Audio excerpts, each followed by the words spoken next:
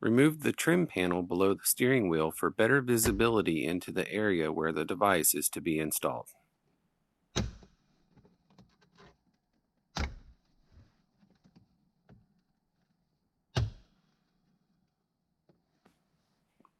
Use a flashlight to locate the security gateway module.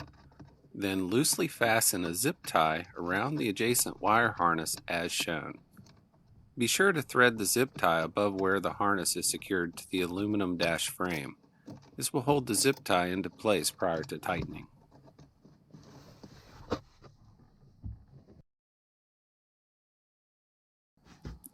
Unplug the 8-wire connector from the security gateway module. Insert the connector into the Autostop Eliminator, then thread the device through the zip tie and plug it into the security gateway module. Adjust the device into position, then tighten the zip tie.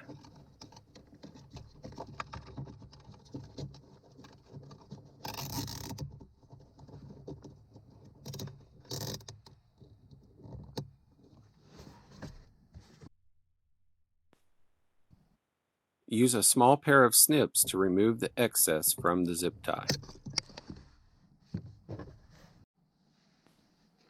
Reinstall the trim panel by aligning the bottom and gently pressing it into place.